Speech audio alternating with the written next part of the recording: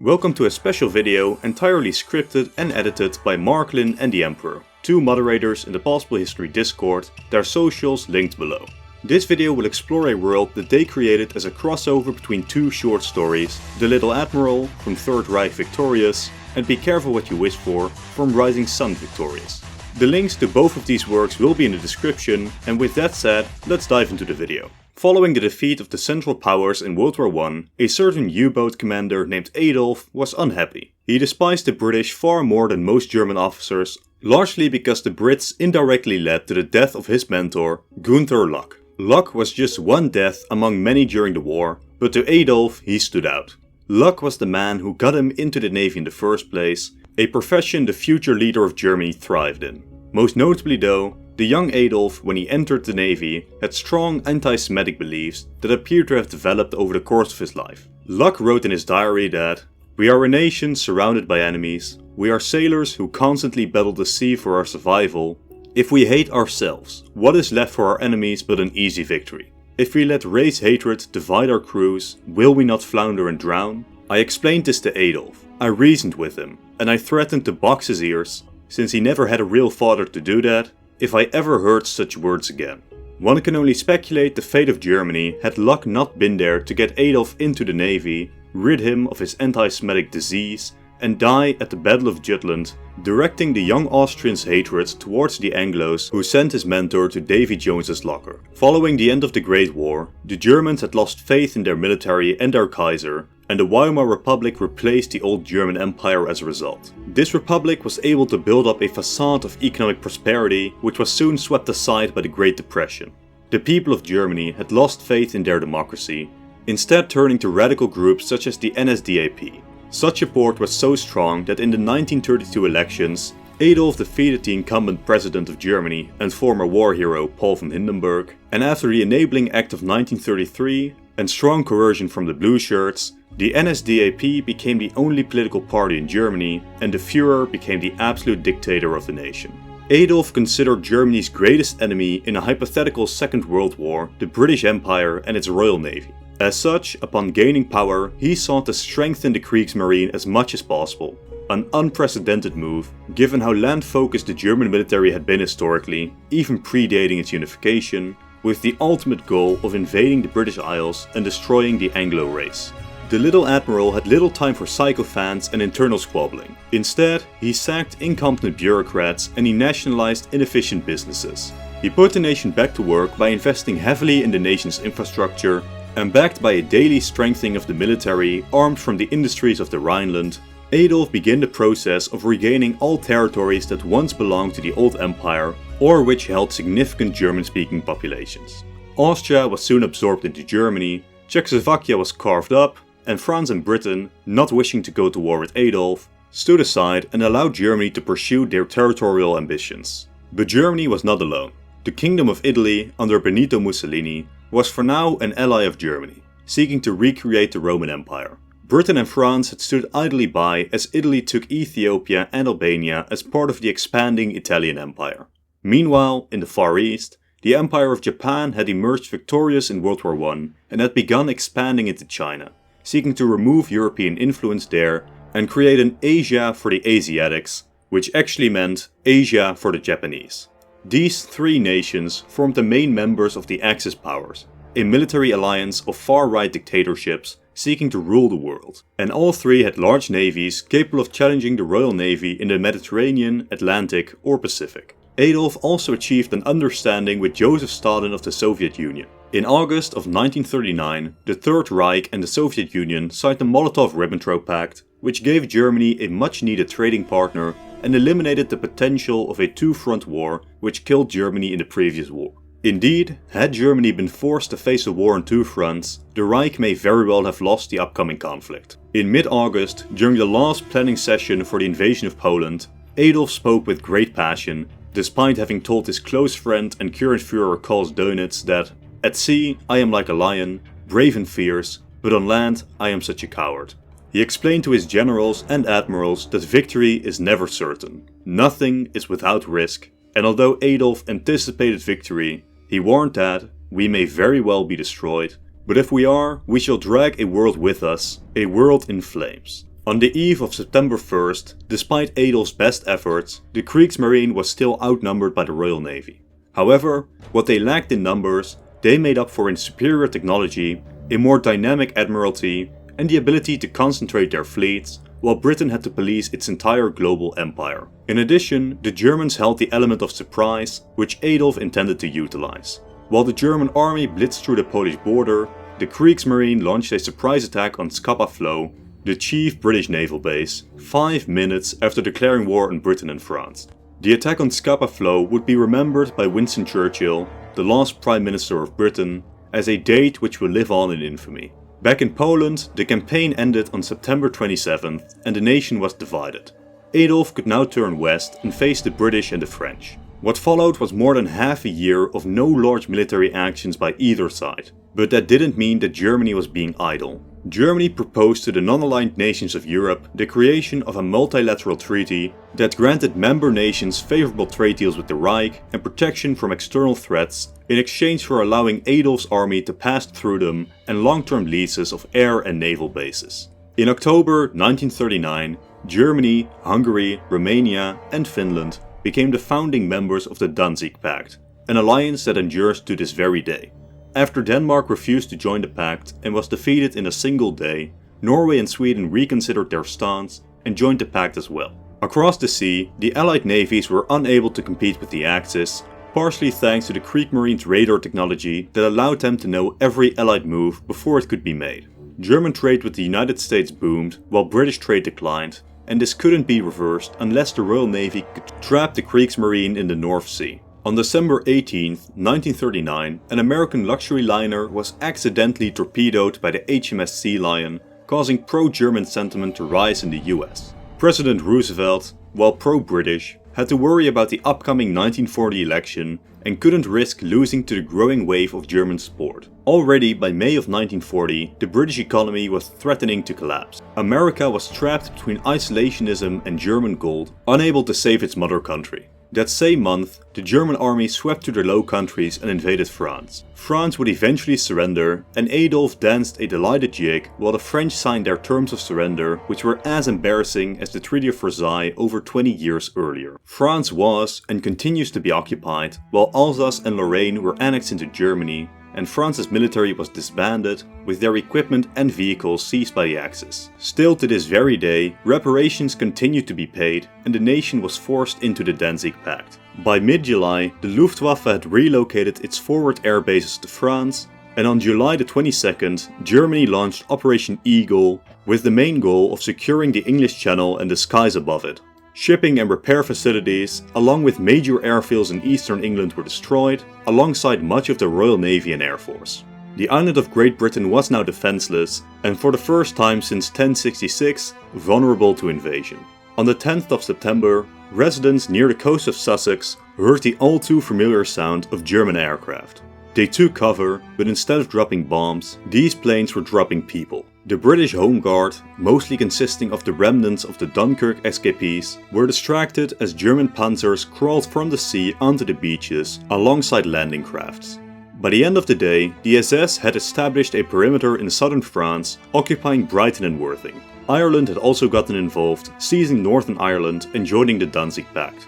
Over the next month, the Germans expanded throughout England, and by October 8th, London was under siege. While the Americans watched the war in Europe, newspaper headlines across the nation read, "FDR plans to abandon our boys in blue to the Japs." A secret US military plan called Rainbow 4 had been leaked to the press, although even now it is still unknown by whom. While theories ranging from the Republicans to disgruntled naval officers to Japanese spies have all been put forth, the mystery remains unsolved. But regardless of who the leaker was, Rainbow 4 assumed that the United States would go to war with both Germany and Japan, with the British and the French assumed to be American allies. The plan called for the US to abandon their positions in the Western Pacific to buy time for America to strengthen itself against the Japanese, forbidding any offensive actions in the Pacific until Germany had been defeated first. Roosevelt quickly scrambled, as he knew that this was an opportunity for the Republicans to seize the presidency, and he swore that, should, and I pray it never does, war come to the Pacific, the enemy will be met and destroyed in the Philippines. Adolf also responded negatively to the leak, questioning why two nations with decent Germanic peoples would ever take arms against each other, and compared an invasion of the United States to an invasion of the moon in terms of feasibility.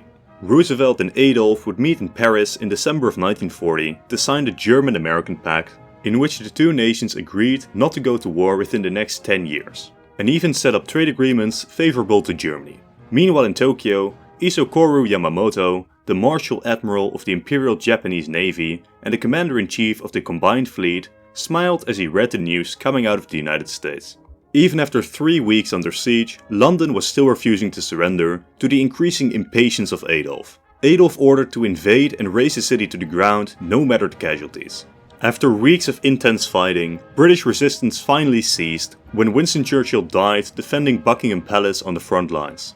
A puppet government known as the British State, led by King Edward VIII and Prime Minister Oswald Mosley, signed their formal surrender on November 11, 1940, on board of the cruiser Wiesbaden in Scapa Flow. Reduced to a third-rate power not even allowed membership in the Danzig Pact, the sun had now finally set on the British Empire.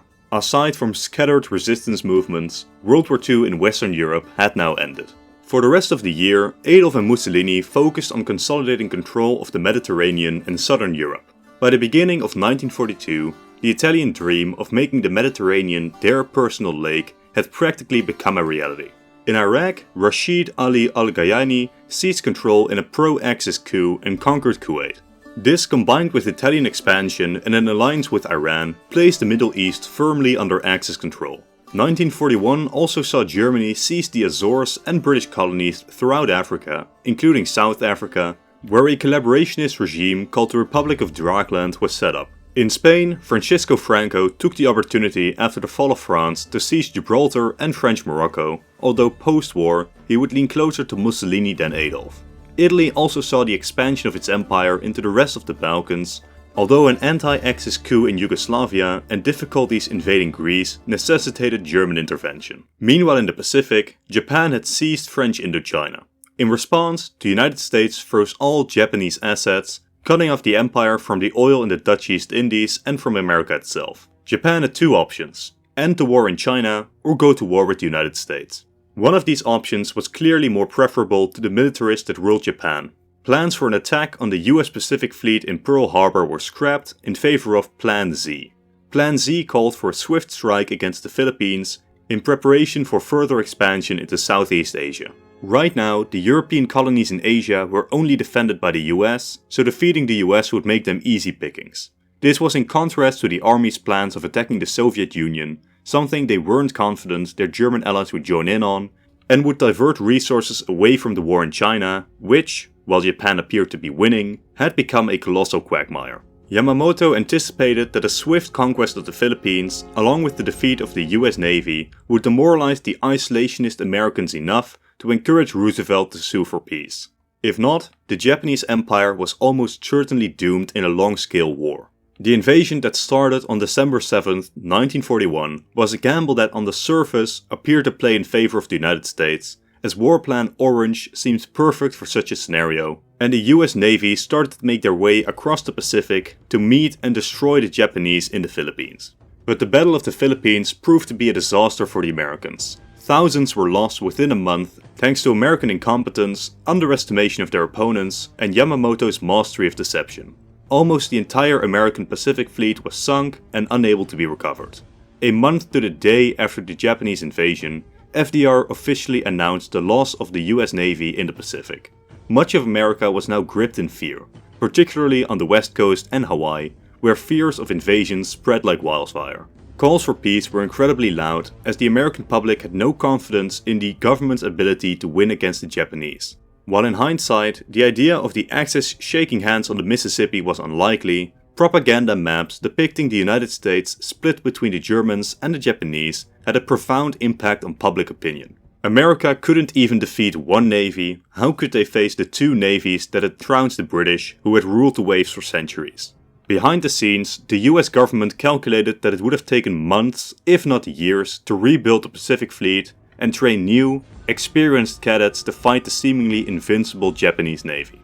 After many debates with his cabinet, on January 12th, President Roosevelt ordered Douglas MacArthur, who had become the scapegoat after the loss of the Philippines, to seek peace with Japan. 1 month to the day later, an armistice was signed in Guam on the USS Nevada.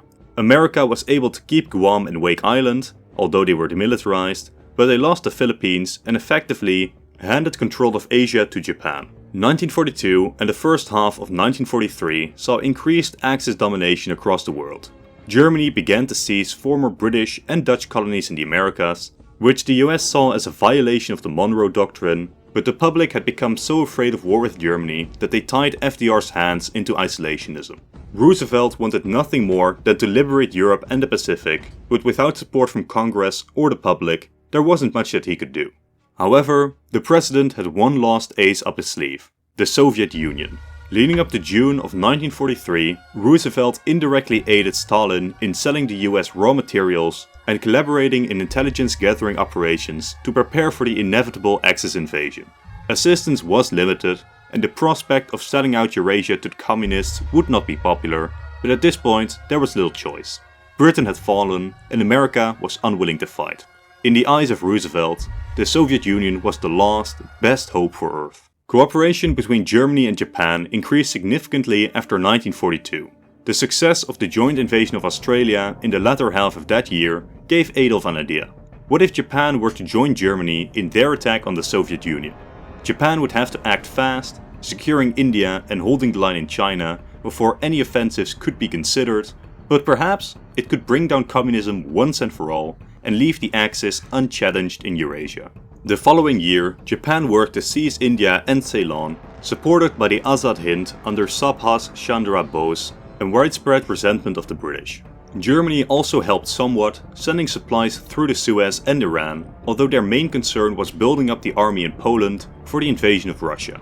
Once India had been secured by late 1942, the operations against China were dialed down as preparations for an attack on Russia began. Stalin had no clue whether or not an attack was coming, as all of his spies in Tokyo had been caught and executed prior to 1943, but he wanted to be better safe than sorry and left a significant portion of the Red Army to defend the Far East. On the 22nd of June 1943, Operation Barbarossa was launched. German and Soviet tanks clashed in Poland and the Baltics, as German gains proved to be quite small, as the Germans struggled to advance against the well-prepared Russians. The navy could do little apart from capturing Murmansk and Sevastopol, as the Eastern Front became a slog of trench warfare. Japan didn't join immediately, but instead decided to wait a month for Stalin to determine that Japan would not attack and send his eastern forces west. Upon this, Japan launched its invasion of Outer Manchuria. In haste, the eastern divisions were called back to meet Japan, who had also begun advancing in Kamchatka. After initial Japanese successes, much like in Europe, the Siberian front ground to a halt. Although the port of Vladivostok was now isolated and all American assistance had to cease, it appeared that Roosevelt's gambit had worked. It was only a matter of time before the Soviet Union could start to ground the Axis into dust and the world would be saved. Little did he, or anyone else in 1943, know just how wrong that assertion was. Because in December of 1938, German scientists had discovered that nuclear fission was possible. A year later, famous scientist Albert Einstein penned a letter to Erich Raeder to inform him about the potential use of nuclear fission in a weapon. Adolf himself took interest in this project and saw the potential to combine it with Wernher von Braun's research in rocketry. 6 years later, the world's first nuclear missile, die Vergeltungswaffe 3, was ready for use. On August 6, 1945, Moscow was suddenly obliterated by 2 V-3 missiles, along with Joseph Stalin and most of the Soviet government. Soviet resistance collapsed overnight as the Russian people, having been oppressed and starved for decades, refused to fight for a dead tyrant. The various republics that made up the Soviet Union declared their independence and tore the Union apart. Mongolia and East Turkestan too threw off the shackles of communism to ally with Japan. The Axis leaders met with the leaders of the various Soviet successor states at Brest-Litovsk and negotiated the terms of surrender on September 2, 1945. The various republics were allowed to retain their independence, although the Baltic states would be annexed by Germany, and Crimea, which was captured early on, would be annexed into Germany as a Black Sea naval base. Karelia would be annexed by Finland, Tanatuva would be annexed by Mongolia, Outer Manchuria would be annexed by Manchukuo, and North Sakhalin and the far eastern portions of Siberia would be annexed by Japan. World War II was now finally over, and the Axis powers stood victorious. Following the end of the war came the greatest reorganization of the Afro-Eurasian landmass since the Mongols. The Axis had solidified rule over all of their possessions, but the end of one war proved to be the beginning for another, a Cold War. Fearing further aggression, the United States formed the Transatlantic Treaty Organization, or TATO. TATO consisted of all the nations in the Americas, with the exception of Argentina, who had joined the Danzig Pact to get the Falklands, as well as East Canada. Canada itself would see Newfoundland come under an Axis puppet regime, while also being home to a proxy conflict as Vichy France would come to support far-right Quebecois rebels. While the majority of Americans merely saw this as a Canadian affair, that all changed when a group of Quebecois got into an accidental fight with a New York policeman near the border, sparking American intervention and beginning what would become known as the Canadian War. This intervention saw the Quebecois fighters quickly defeated and many leaders forced to flee to Newfoundland. Adrian Arcand, the leader of the Newfoundland regime, feared an American victory and turned to the Germans for help. In October 1950, the German army would intervene and make their own push, undoing many American gains. At the same time, the Kriegsmarine began to sink American ships, military or otherwise, in several East Coast cities, even capturing the Panama Canal and crippling the US Navy's ability to fight back. Although TATO held the advantage on land, preventing the German army from pushing beyond Quebec, the Germans ruled the seas, and fears that Japan would join Germany were widespread. But everything changed with the detonation of an atomic bomb in New Mexico on July 16, 1952. Suddenly, there was now fear that this Canadian affair could lead to nuclear annihilation. Both sides agreed to an armistice in 1953, dividing Canada between the Confederate Republic of Canada, commonly known as West Canada, and the National Socialist State of Canada, commonly known as East Canada, under Adrian Arcand's anti-Anglo regime. Both claimed to be the sole legitimate government of all of Canada, and the land border that both Canada's and the United States share is among the most militarized in the world. Back in mainland Europe, the post-war order was not kind to Germany. Their economy was dependent on territorial expansion and looting of conquered nations, and without any more nations to conquer, and the post-war economic collapse was a major blow to Europe. Adding on to this, in 1947, Adolf was shot and killed by legendary British spy Ian Fleming, who managed to escape execution for years. Karl Dönitz, one of Adolf's closest friends and designated successors, became the next Führer, with Adolf becoming Der ewige Führer, elevating him above all future leaders of Germany. Following a month of mourning, Dönitz got to work rebuilding the economy. A new military and propaganda program called Afrikanischer Lebensraum was developed, based on the decades-old concept of German control over Eastern Europe. The idea was to depopulate and resettle the massive African colony of Neu-Deutschland that Germany had gained after World War II. This depopulation was to be achieved by the extermination of the already existing populations in favor of non-Anglo-Europeans. A difficult task, but not impossible. Berlin was also completely remade into Germania, the capital of the newly renamed Greater German Reich. By 1955, the German economy had recovered and was booming. The German army, which had been neglected under Adolf, saw a revitalization under Dönitz, necessary for the wars engulfing most of Africa to this very day. But rather than fixing the failings of the German economy, Dönitz has merely kicked the can down the road, and most of Germany's fundamental issues, as well as what to do with Africa, will likely be answered by whoever the next Führer ends up being. Meanwhile, in southern Europe, Italy, under Benito Mussolini, had finally gained an empire to rival Rome, at least in terms of size. Managing this empire, however, was a different question altogether. Nationalist movements propped up across the empire seemingly all the time, and German intervention was almost always necessary to put them down. Upon the death of Victor Emmanuel in 1947, Umberto II was sworn in as the King of Italy, increasing the military's influence over the nation. Mussolini welcomed the change, as Umberto was more supportive of Italian imperialism than his father was. The new king also shared the Duce's resentment of Italy's dependence on Germany, economically and militarily, and sought to change that. The first step was an alliance including Italy, Spain, Portugal and Bulgaria, called the Pact of Rome, established in 1955.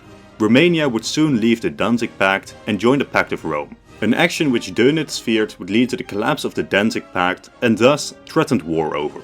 Romania had left over disputes with Hungary over the Transylvania region, which remains a hotspot for conflict to this very day. After intense negotiations, it was agreed that the Italian military occupation of Croatia would end and the nation would be allowed to join the Danzig Pact in exchange for Romania's membership in the Pact of Rome. Mussolini realized that a military confrontation with the Germans would likely result in another military disaster, and so he wanted to create his own nuclear weapons to avoid such a conflict. Such efforts would be difficult, but thanks to the earlier collaboration with Germany on their nuclear program, and with Enrico Fermi at the head of the Italian nuclear program, it wouldn't be impossible.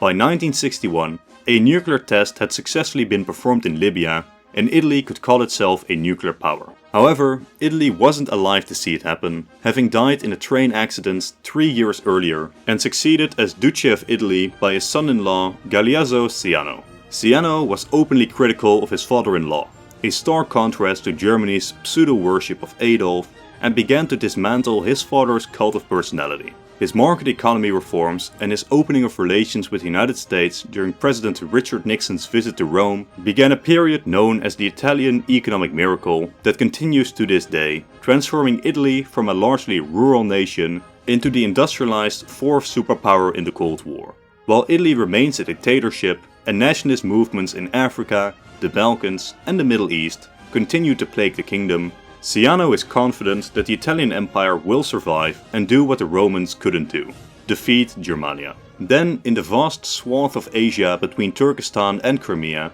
Danzig Pact membership has been extended to all former members of the Soviet Union and several Middle Eastern countries not under Italy's thumb.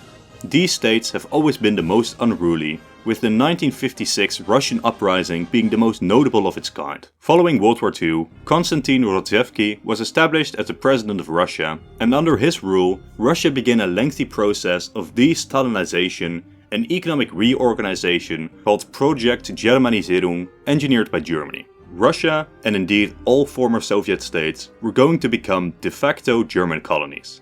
Standards of living decreased as the Russian economy became almost entirely export-based, with Germany aiming to transform Russian society itself into a society focused on service to their overlords in the Reich. War reparations also drove Russia's economy even further downwards, and soon Stalin's Moscow seemed like a preferable alternative to Germany's St. Petersburg. This all culminated into a coup against the government in St. Petersburg on October 1956, in which Rodzewski was arrested and the People's Republic of Russia was declared. Germany, shocked at how quickly revolutionary fervor was spreading, feared the rise of a new Bolshevik state. As such, dozens of panzers crossed the border and St. Petersburg fell within days. The uprising was crushed within 2 months and hundreds of thousands of Russians were executed in retaliation. The nation's military was shipped east to Siberia along the border with Japan and reduced in size, although nationalists from beyond the Urals continued to give St. Petersburg a hard time.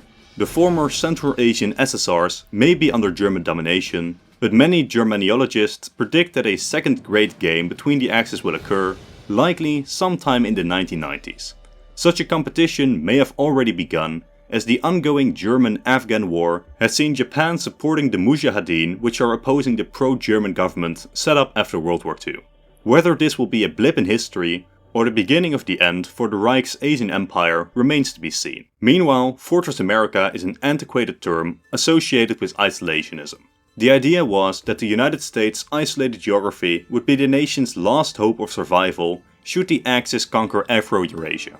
However, even before the Canadian War, such a notion was proven futile, and not just by Germany's seizure of the European colonies in the New World. Argentina remains the black sheep of South America, choosing to align with Germany over America. Such a decision, in hindsight, was the wrong one.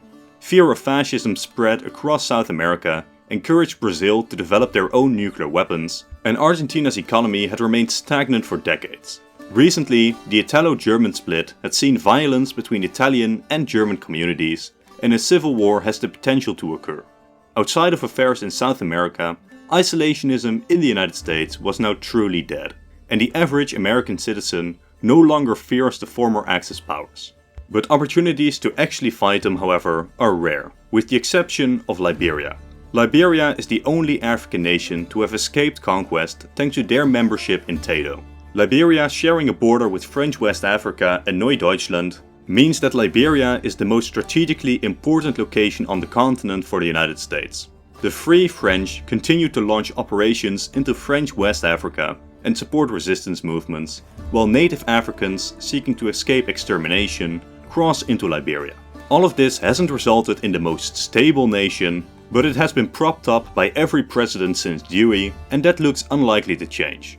Within America itself, ever since the death of the Democrats after the Japanese-American War, many political parties have emerged to challenge the Republican domination, but only recently has the party's position been seriously challenged. President Johnny Cash will not gain the landslide victory he did in 1976, as two other candidates, Socialist Party nominee Eddie Asner and White Party founder George Lincoln Rockwell, have begun to lead in several state polls and may very well seize the presidency. While these three parties differ on many issues, the most notable one is in foreign policy.